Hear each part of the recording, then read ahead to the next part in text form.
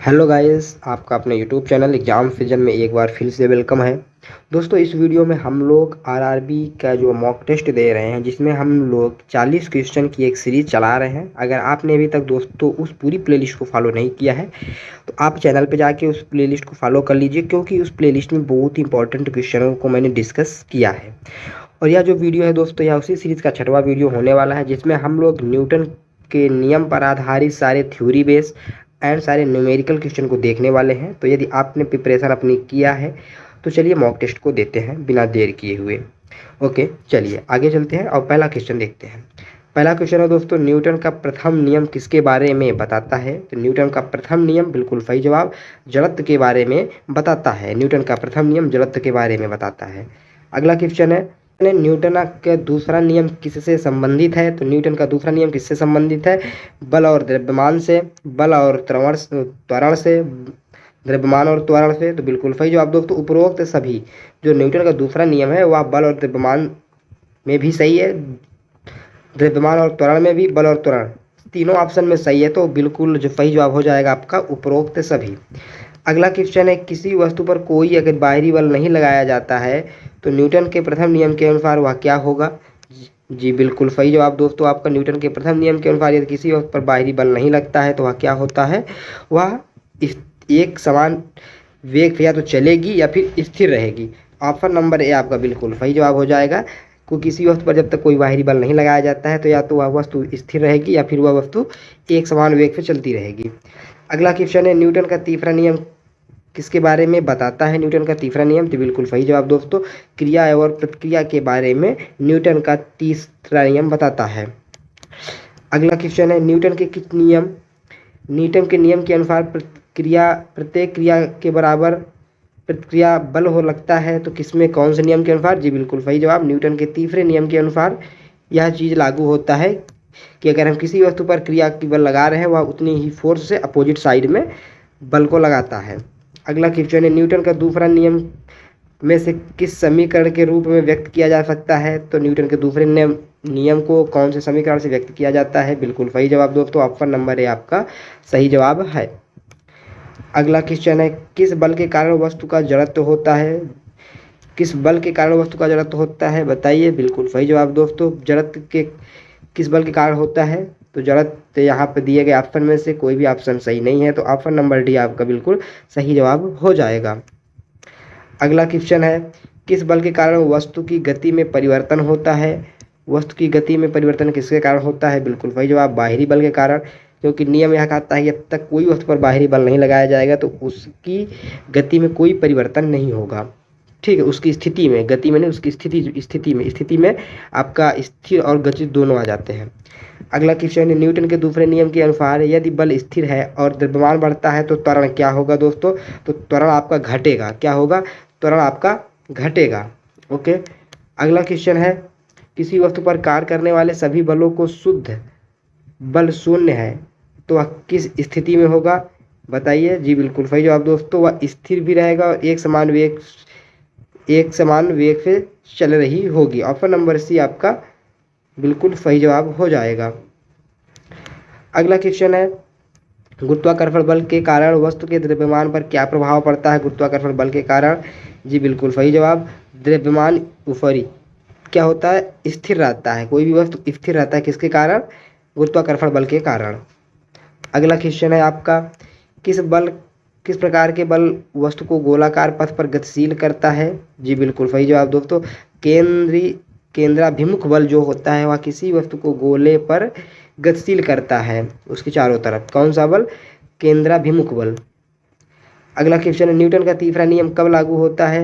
Newton का तीसरा नियम कब लागू होता है? बिल्कुल सही जवाब दोस्तों, स्थिर और गतिशील दोनों स्थितियों में आपका न्यूटन का तीसरा बल लागू होता है।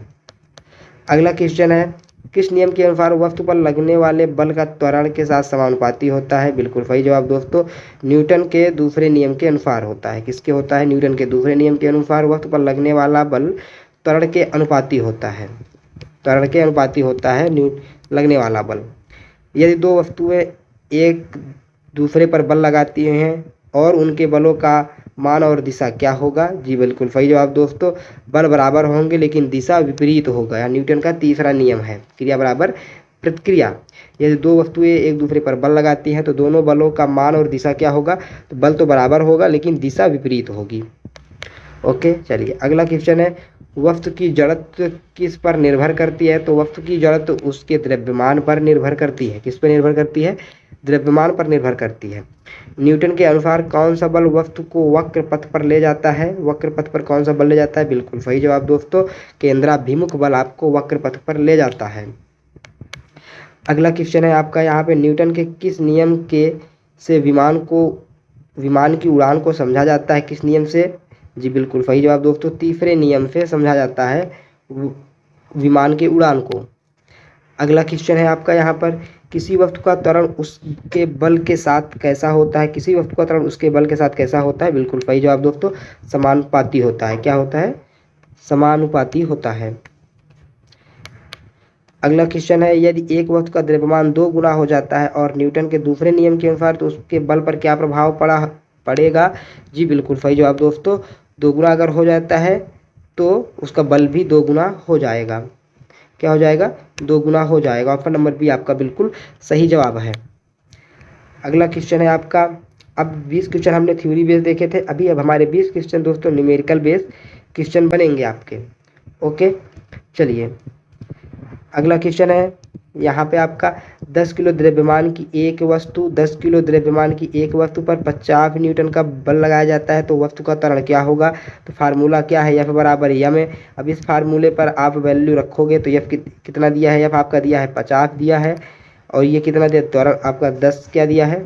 10 किलोग्राम दिया है, तो यहाँ पे आपका 10 हो जाएगा, त्वरण ए हो जाएगा। अब इसको आप सॉल्व करोगे तो कितना आएगा? जी बिल्कुल सही जवाब आपका 5 मीटर्स प्रति सेकंड स्क्वायर आएगा। वस्तु का त्वरण कितना होगा? 5 मीटर प्रति सेकंड स्क्वायर आएगा। अगला क्वेश्चन है आपका, यदि 20 किलो द्रव्यमान की एक वस्तु का त्वरण 3 मीटर प्रति सेकंड है तो कार्यरत बल कितना होगा? जी बिल्कुल सही जवाब दोस्तों, 60 न्यूटन होगा। कितना होगा? 60 न्यूटन होगा। वो कैसे होगा? देखिए 60 न्यूटन हो कैसे होगा? या फिर बराबर होता है यम ए होता है, तो 20 हो गया द्रव्यमान, तो त्वरण कितना दे रहा है? 3 मीटर प्रति सेकंड है, तो कितना हो जाएगा? 60 न्यूटन का लगेगा बल। इसको आप सॉल्व करोगे, 20 तिहाई 60 हो गया ना। चलिए अगला क्वेश्चन है आपका, यहाँ पे 15 किलो द्रव्यमान की एक वस्तु पर 75 न्यूटन का बल लगाया जाता है तो वस्तु का त्वरण क्या होगा? वस्तु का त्वरण क्या होगा दोस्तों? ऑलरेडी मैंने इस तरह का आपने एक क्वेश्चन ऊपर किया है। जी बिल्कुल सही जवाब है आपका 5 मीटर प्रति सेकंड स्क्वायर हो जाएगा। ऑप्शन नंबर बी आपका बिल्कुल सही जवाब हो जाएगा। कैसे होगा? या फिर बराबर यम ए रहेगा तो 75 बराबर हो जाएगा 15 ए, तो हो जाएगा ये ए बराबर क्या हो जाएगा? फिर ए बराबर हो जाएगा 75/15 हो जाएगा। डिवाइड करेंगे तो आ जाएगा 5 मीटर प्रति सेकंड स्क्वायर। अगला क्वेश्चन है आपका, किलोग्राम द्रव्यमान की एक वस्तु 4 मीटर प्रति सेकंड स्क्वायर की त्वरण से चल रहा है तो कार्यरत बल कितना होगा दोस्तों? तो कार्यरत बल कितना होगा? जी बिल्कुल सही जवाब 120 न्यूटन होगा। कितना होगा? 120 न्यूटन होगा। अगला क्वेश्चन है, 5 किलो द्रव्यमान की एक वस्तु पर 20 न्यूटन का बल लगता है तो त्वरण कितना होगा जी दोस्तों? जी बताइए। बिल्कुल सही जवाब दोस्तों, उसका त्वरण होगा 4 मीटर प्रति सेकंड स्क्वायर होगा। अगला क्वेश्चन है, 10 किलोग्राम की एक वस्तु पर कार्यरत बल 30 न्यूटन है तो त्वरण क्या होगा? बताइए। जी बिल्कुल सही जवाब दोस्तों, 3 मीटर प्रति सेकंड स्क्वायर आपका त्वरण होगा। ये सारे के सारे सवाल एक ही टाइप के हैं, बस आपको फार्मूला याद है तो आप इसको तुरंत कर ले जाओगे। ओके, अगला क्वेश्चन है आपका, यहाँ पे 25 किलो द्रव्यमान की एक वस्तु पर 100 न्यूटन का बल लगता है तो त्वरण क्या होगा? तो क्या लगेगा? त्वरण बराबर क्या होगा? त्वरण बराबर ए बराबर या फिर एम होता है तो 4/4 हो जाएगा 25, तो हो जाएगा 4 मीटर प्रति सेकेंड स्क्वायर। अगला क्वेश्चन है, 10 किलो द्रव्यमान की वस्तु का त्वरण 9.8 मीटर प्रति सेकेंड स्क्वायर है तो उस पर कार्यरत बल कितना होगा? जी बिल्कुल सही जवाब दोस्तों, 98 न्यूटन होगा। अगला क्वेश्चन है आपका, 50 किलो द्रव्यमान की एक वस्तु पर 200 न्यूटन का बल लगाया जाता है तो वस्तु का त्वरण कितना होगा? जी बिल्कुल सही जवाब, 4 मीटर प्रति सेकेंड स्क्वायर त्वरण लगेगा। अगला क्वेश्चन है आपका, 75 किलोग्राम की एक वस्तु का त्वरण 5 मीटर प्रति सेकेंड स्क्वायर है तो उस पर कार्यरत बल कितना होगा? जी बिल्कुल सही जवाब दोस्तों, 75 न्यूटन बल लगेगा। ठीक है, चलिए अगला क्वेश्चन देखते हैं दोस्तों। यहाँ पे भी क्वेश्चन में आपको त्वरण ज्ञात करना है। आई होप आप इसको कर ही लोगे। ठीक है, तो दोस्तों यहाँ पे जो भी क्वेश्चन है सारे के सारे क्वेश्चन एक ही फार्मूले पे आपके हैं, F बराबर m a, इसी फार्मूले पे सारे के सारे क्वेश्चन हैं दोस्तों। अगर आपने थोड़ा सा भी पढ़ा है तो आप इन सारे क्वेश्चन को कर लोगे, मुझे पता है। तो दोस्तों यहाँ पे जो भी क्वेश्चन हमने लिए हैं आपके सारे क्वेश्चन एक ही टाइप के हैं। यहाँ पे आप देख सकते हो, जैसे 35 नंबर का क्वेश्चन भी आपको क्या कह रहा है कि 15 किलोग्राम की वस्तु का द्रव्यमान है एक वस्तु का और 45 न्यूटन का बल लग रहा है, तो उसका त्वरण ज्ञात कीजिए। तो उसको वस्तु का त्वरण कितना हो जाएगा, 3 मीटर हो जाएगा। कितना हो जाएगा, 3 मीटर हो जाएगा ना। चलिए देखिए 3 मीटर हो जाएगा त्वरण, मीटर पर सेकंड स्क्वायर होगा, सॉरी। देखिए इसी तरह के सारे क्वेश्चन है दोस्तों। यहाँ पे मैं इन क्वेश्चनों को सॉल्व नहीं कर रहा हूँ, आप इसको सॉल्व करना चाहते हो तो हमारे जाके टेलीग्राम से इस PDF को डाउनलोड करके सारे क्वेश्चन को आप सॉल्व कर सकते हो। ठीक है, क्योंकि मैं यहाँ पे सारे क्वेश्चन एक ही टाइप के हैं तो मैं इसको सॉल्व नहीं कर रहा हूँ। ओके, चलिए तो दोस्तों इस वीडियो में इतना ही। हम लोग मिलते हैं अगले वीडियो में, तब तक के लिए दोस्तों बाय बाय।